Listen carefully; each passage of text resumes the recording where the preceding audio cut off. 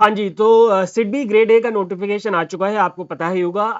And I know a lot of you have decided that you are going to target this particular examination, but a very big hurdle in the path of clearing this examination, my dear friends, I know, is the MSME portion that you guys have to cover.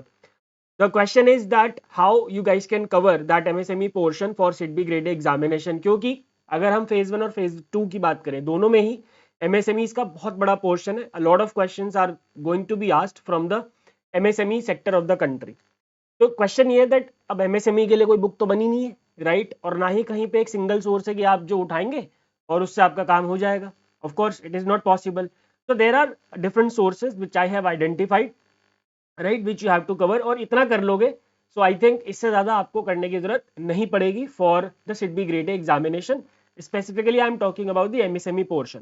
ठीक है, चलिए let's begin the session and let's talk about the very first source that you have to follow, and that is, my dear friends, the MSME Act of 2006. I hope you remember that there is an MSME Act of 2006. The MSME Act was enacted in the year 2006, and after that there have been a lot of amendments in this act as well. So MSME Act in detail, along with all the amendments that have been happened. For example, recent amendment where the definition, where the classification of MSME has been changed, right? तो सारे amendments आपको करके जाने हैं। ठीक है, अगर आप इसके सिडबी के सिलेबस को देखोगे तो उसमें लिखा हुआ है MSME policy, regulatory and legal framework. ठीक है, तो MSME policy, regulatory and legal framework, ये तीनों की तीनों चीजें आपकी कवर हो जाती हैं किससे? एमएसएमई एक्ट से। ठीक है, और ये आपको बहुत अच्छे से करके जाना है, right. In this particular act there are 6 chapters, 6 chapters है इसके अंदर। Chapter 1 you don't have to cover because that contains short titles and definitions, that is not required. You have to start from chapter number 2, which talks about the national board for MSMEs. Then you will cover chapter 3, that is classification of enterprises. Of course, if you will pick up the MSME Act of 2006, right, you will find that the classification of enterprise was that one जो 2006 में हुआ था, but अभी जो recent है आपको वो करना है। दैट इज वाई आपको ध्यान रखना है कि जो भी अमेंडमेंट्स हुए इस एक्ट के अंदर वो आपको पता होने चाहिए।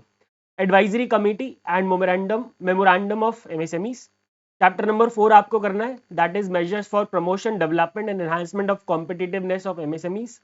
चैप्टर नंबर 5 आपको करना है which deals with the delayed payments to micro and small enterprises, कि अगर माइक्रो और स्मॉल एंटरप्राइजेस को पेमेंट्स डिले होगा तो क्या क्या प्रोविजंस है और क्या क्या लीगैलिटीज है उसके बिहाइंड।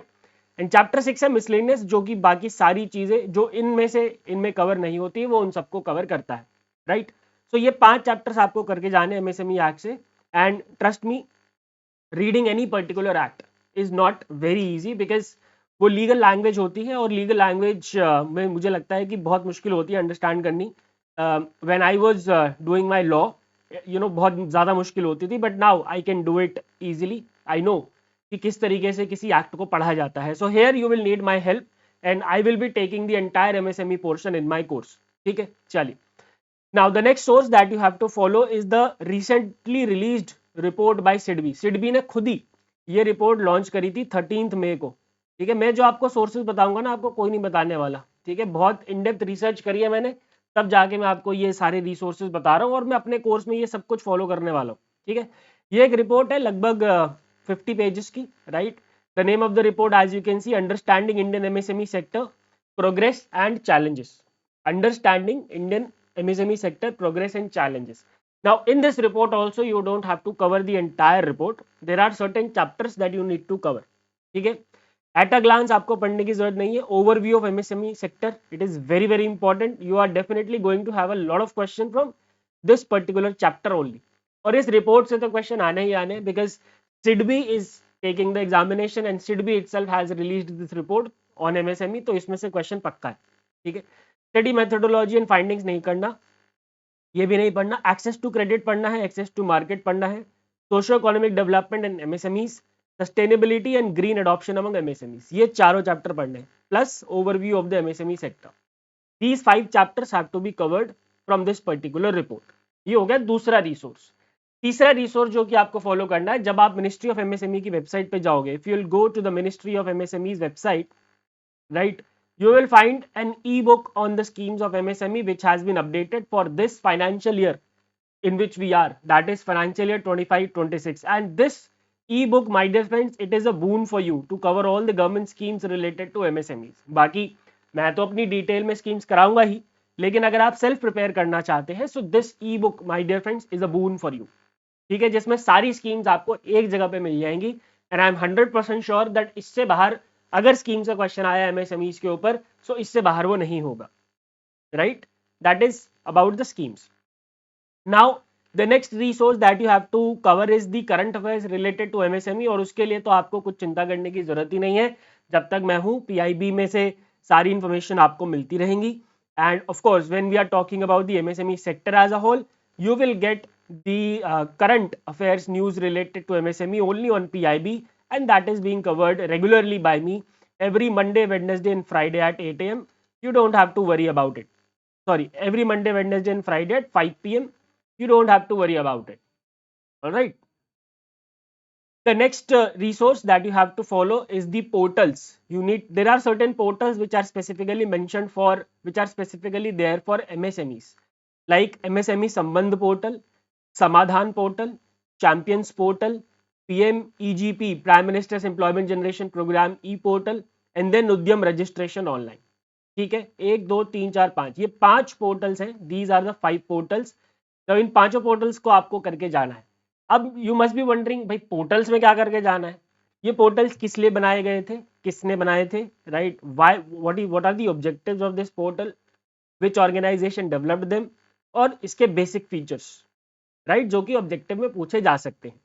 ठीक है, ये हो गया आपका नेक्स्ट सोर्स। अब लास्ट रिसोर्स जो कि मैं आपको बोलूंगा कि जरूर करके जाना, websites of ministry of MSME and SIDBI.